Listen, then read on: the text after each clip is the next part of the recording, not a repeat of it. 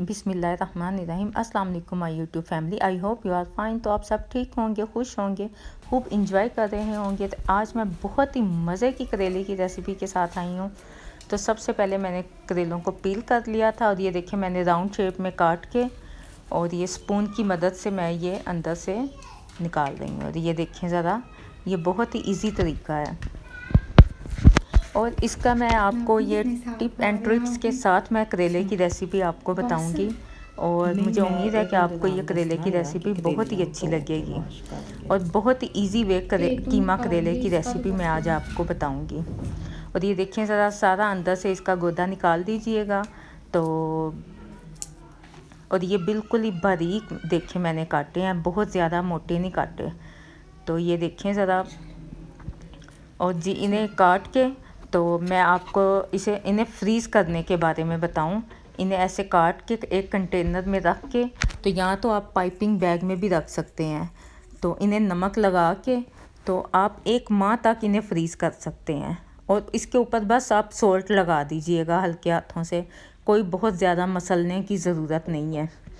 तो इसे आप चाहे तो पाइपिंग बैग में रख दें, चाहे तो आप ऐसे एयर टाइट कंटेनर में रख दें ताकि दूसरे चीज़ों में इसकी स्मेल ना जाए। तो इसे आप फ्रीज़ कर सकते हैं। आप 1 माह के बाद जब निकालें या जब भी आप पकाने के लिए निकालें तो आप इसे अच्छे से धो के ड्राई करके तो फिर आप इसे कुक कर सकते हैं। चलें जी, ये इसका एक टिक अब इसके कीमे की तरफ चलते हैं। तो प्रेशर में मैंने कीमा सबसे पहले बना लिया था। तो ये बेस्ट वे है, आप प्रेशर में बना लें। तो ये हाफ़ kg ही करेले हैं और हाफ़ kg ही कीमा मैंने ऐड करना है इसमें। और 1 मीडियम साइज़ का अनियन है और 1 ही टमाटो है जो मैंने रफली काट के इसमें ऐड कर दिया है। तो कुछ ज़्यादा स्पाइसेस नहीं जाएंगे। हल्दी 1 टीस्पून है, रेड चिली पाउडर है 1 टीस्पून है और सॉल्ट है ½ टीस्पून। ये आप अपने टेस्ट के मुताबिक कम या ज़्यादा भी कर सकते हैं। और इसमें पानी ऐड करके तो इसे 10 से 15 मिनट के लिए आप प्रेशर लगा दीजिएगा। तो ये डन है तकरीबन।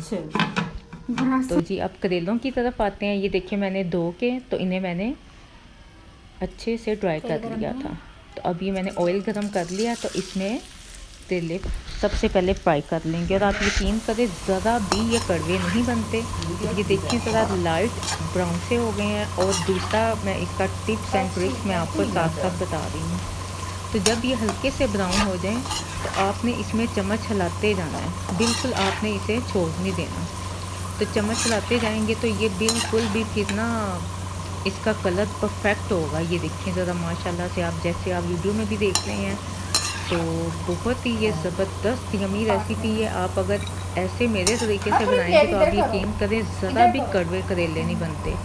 मैं तो मिनटों में बना लेती हूँ और बिल्कुल भी कड़वे नहीं बनते। और अब मैंने ये कीमा फ्राई में निकाल लिया है और इसमें लहसुन अदरक का पेस्ट मैंने अब ऐड किया है। और वही करेलों वाला मैंने ऑयल इसमें डाल के, आप अपने टेस्ट के मुताबिक अपने मर्ज़ी के मुताबिक आप, मैंने वैसे ½ कप इसमें ऑयल डाला है क्योंकि करेले भी ऑयल में फ्राई किए हैं। तो ये देखिए मैंने कीमा मैंने बहुत ज़्यादा बारीक नहीं करवाया, तो ये मोटा मोटा सा कीमा है। तो इसे मैंने 10 से 15 मिनट तकरीबन ये देखिए फ्राई किया है। क्योंकि ये मटन या बीफ हो गया तो इसे ज़्यादा ही फ्राई करना पड़ता है ताकि इसकी स्मेल अच्छे से ख़त्म हो जाए। तो इसमें मैंने ना और कोई स्पाइसेस नहीं डाले, जो हमने प्रेशर लगाने टाइम स्पाइसेस डाले थे बस वही इसमें मैंने स्पाइसेस ऐड किए हैं।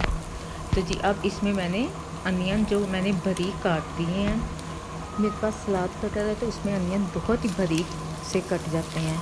और ये देखें ज़रा, ½ kg मैंने इसमें अनियन ऐड किए हैं। इनके सब की क्वांटिटी ½ kg है। तो अगर आप चाहें तो आप कम, मेरे बच्चे ज़्यादा अनियन पसंद करते हैं तो आप चाहें तो आप कम भी इसकी क्वांटिटी रख सकते हैं। तो जी अब इसमें अनियन ऐड करके इसे 2 से 3 मिनट के लिए बस पकाएं थोड़ी देर के लिए ताकि ये सॉफ्ट हो जाएं। और ये देखिए ज़रा, जब ये सॉफ्ट हो गए हैं तो फिर मैंने इसमें टमाटर ऐड कर दिए हैं। और ये भी तकरीबन ½ kg हैं टमाटर, और ये इसमें मैंने ऐड कर दिए हैं बारीक काट के। तो अब ये प्याज और टमाटर दोनों इकट्ठे इसमें मिक्स हो जाएंगे। तो इसमें अब मैं ज़ीरा डालूँगी 1 टेबल स्पून। तो देखिए बहुत कम स्पाइसेस है, आप यकीन करें इतनी मज़े की ये सालन बना था। तो अब ये मिक्स हो गए हैं। तो अब इसमें मैं रेड चिली पाउडर, क्योंकि हमने कीमे के हिसाब से मिर्च ऐड की थी, तो अब इसमें मैंने प्याज और टमाटर डाले, तो उस हिसाब से हम स्पाइसेस और ऐड करेंगे। तो मैंने इस टाइम पे मिर्च और नमक बस ऐड किया है। तो अब इसे मिक्स करके तो थोड़ी देर के लिए मैं बुनाई करूँगी, ताकि टमाटर और जो प्याज है वो अच्छे से इसमें मिक्स हो जाए और सॉफ्ट भी हो जाए।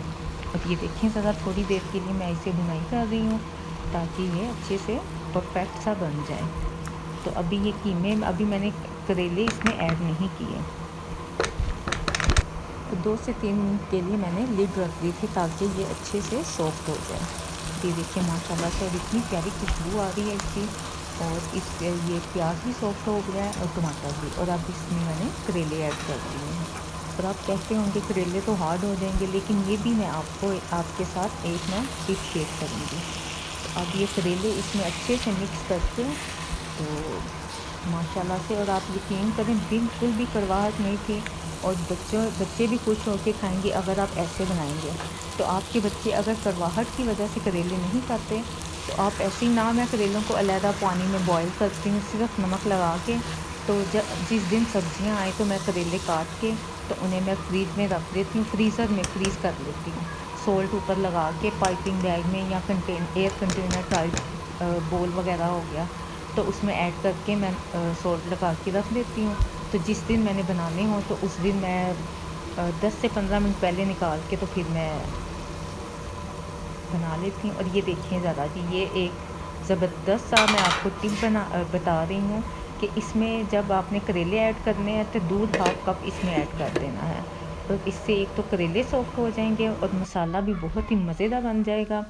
और जी ये देखें ज़रा, जूसी जूसी सा मसाला बन गया, ज़रा भी ड्राई नहीं ये लगेगा, और बहुत ही मज़े की इसकी खुशबू आ रही है। तो ये देखिए सबसे लास्ट में अब ये बिल्कुल बन चुका है, और सबसे लास्ट में मैंने इसमें कोरिएंडर पाउडर इसमें ऐड कर दिया, जो मैंने घर पे ही बनाया था। और ये देखिए मैंने गरम मसाला इसमें हाफ़ टी स्पून इसमें ऐड कर दिया है, और बस इसमें अब और स्पाइसेस मैं ऐड नहीं करूँगी। और लास्ट में आप चाहें तो हरा धनिया इसमें ऐड कर दीजिएगा। और ये माशाल्लाह से सालन परफेक्ट बना है। तो आप सबको उम्मीद है कि मुझे उम्मीद है कि आप सबको मेरी ये रेसिपी ज़रूर पसंद आई होगी। तो अगर आपको मेरी रेसिपी पसंद है तो मेरे चैनल को करें सब्सक्राइब और बेल का बटन करें पुश, ताकि मेरी हर आने वाली वीडियो का नोटिफिकेशन आप तक मिल सके। तो नेक्स्ट वीडियो तक के लिए मुझे इजाज़त दें। अल्लाह।